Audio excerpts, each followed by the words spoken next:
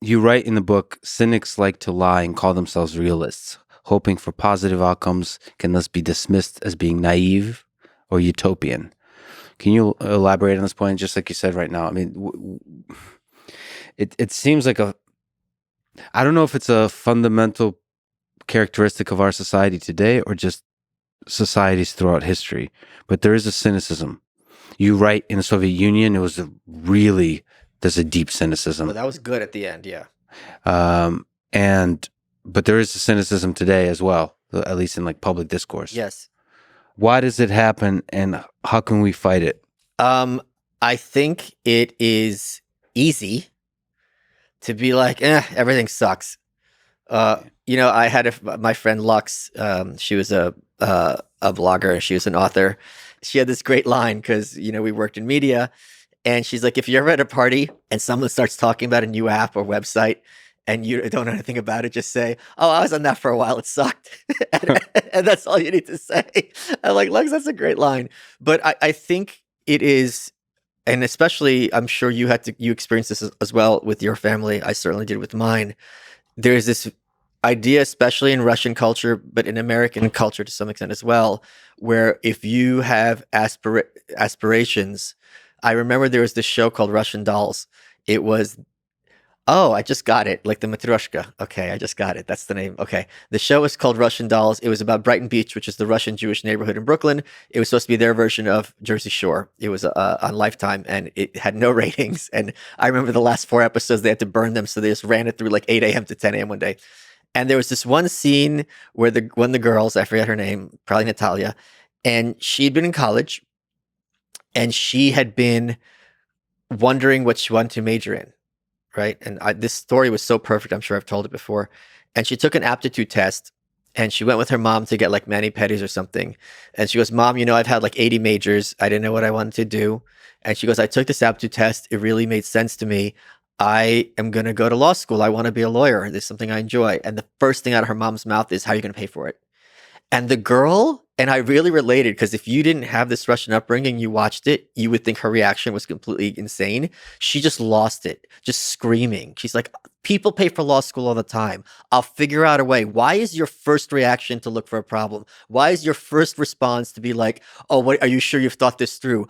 I have been struggling with one problem for years, what I wanted to do for a living. Yeah. And now, like, as soon as I solve this one big problem of identity, your first reaction is like, let's find a new problem. Why is that instead of let's figure out how we're going to pay for it?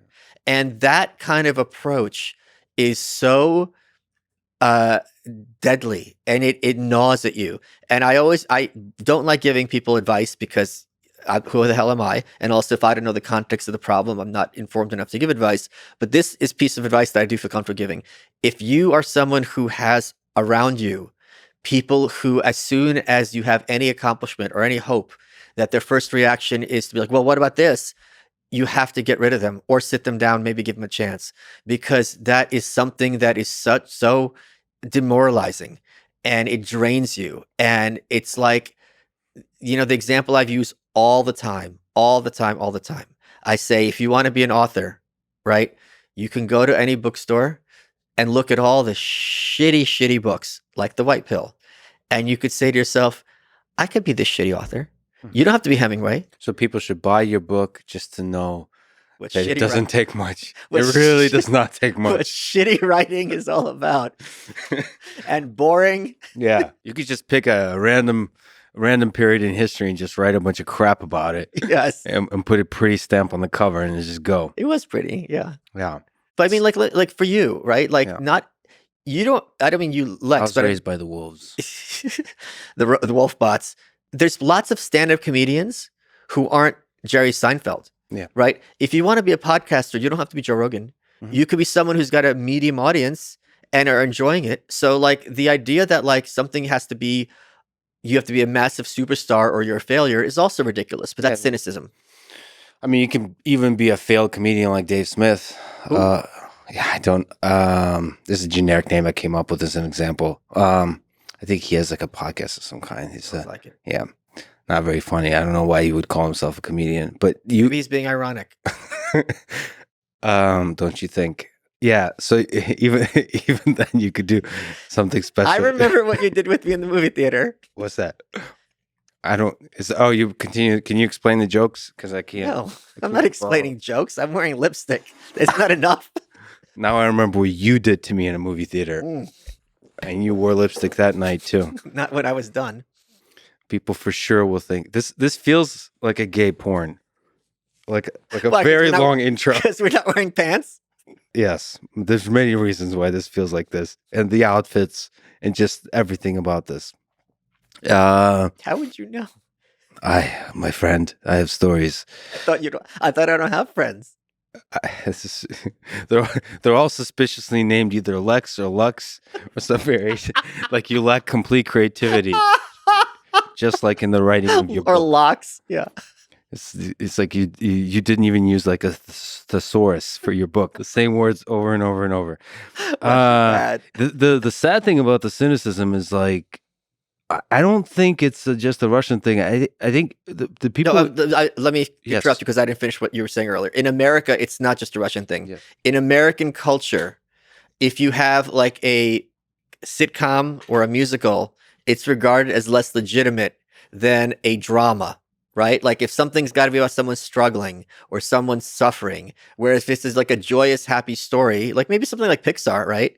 Like sure, they have conflict and they're going for something, but it's overall the background the universe is taking in is very joyous and happy. That is regarded artistically as less legitimate than something which is dark and the background is despair. And that very subtly sends a very, to me, pernicious message that that what's real is despair and happiness is the aberration. And I think if you have that as your mindset, you're setting yourself up for maybe not failure, but certainly not happiness.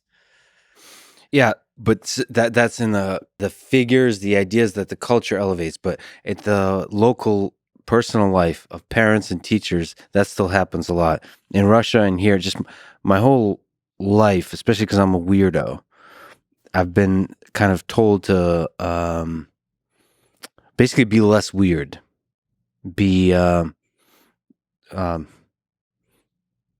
there's a kind of sense in where there's a certain path you're supposed to take in life.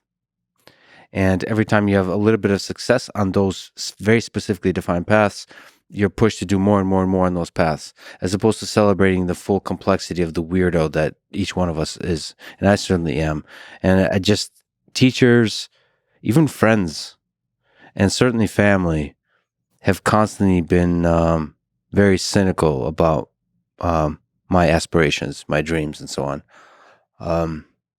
I think that actually created a deeply self-critical engine in my brain that I think ultimately was productive because it was also balanced by just an internal, maybe through genetics, thing I have of optimism about the world, of just seeing the beauty in the world. But it is weird looking back how much people that love me were trying to bring me down. Yeah. It's so strange. It's also very hurtful for me because when I graduated college, it was important for me to be self-made and not take money from my family. And I remember my grandma, this was a huge argument, an ongoing argument. And one time she, as she was leaving my house, she slipped money in under the door and I threw it out and it made me so angry. Or like one year for my birthday, she gave me, I think like $500, which was a lot of money, when you're like 22 or 23. And I was so pissed because that told me that they didn't believe that I'd be able to feed myself or make it on my own. And I understand their mindset, but it's like, I wasn't, I was never hungry. Like maybe I remember I'd have to wait on the subway because I couldn't afford a cab. But that was a sacrifice I had to make, I had to wait that half hour. So it was a huge source and remains a source of enormous tension and contention. And I think also, I'm sure speaking to your upbringing, in their minds, unless you're going into an office, you can't pay the rent. It doesn't make sense. But there's, just like you said, forget the office, forget all that. No matter what, there's always, whatever you accomplish in life, you're always negative about your current position. You always come up with another problem, just like you said. There's always it's like a self-generating problem box. Yeah, I remember I didn't speak to my dad for a few years. Then I'm like, let me give this guy another chance. And in that time period, Harvey Pekar, the author of Subject of American Splendor, the movie, and author of the series of comic books, he and I became friends, and he was writing a graphic novel about me. And when I met with my dad, I'm like, oh, someone's writing a book about me. And he goes, I know. So, and it was one of those moments where I'm like, wow, you're an asshole and not the kind of asshole I am. You're just like not a good person. And I don't know, or really at this point care what the motivation, or if there was no motivation, what the visceral emotional reasoning for that. But that kind of thing is something I, much later now in life, have absolutely no tolerance for. Well, in my own private life, I try to forgive and love those people, but it is there've been a few in my life like this, and I think they are incredible people if you allow yourself to see it, but they're flawed, and so I try to forgive them. That said, it is true that the people that are close to you, especially family, have a disproportionate psychological effect on you. So Yes. you have to be very careful having them in your life too much. Like, one thing is to love them, and the other is to actually, allow yourself to flourish. Surround yourself with people that help you flourish. And like you said, the advice there is really powerful, especially early on, to have people that believe in you, in whatever crazy big dreams you have, that pat you on the back and say, you got this, kid.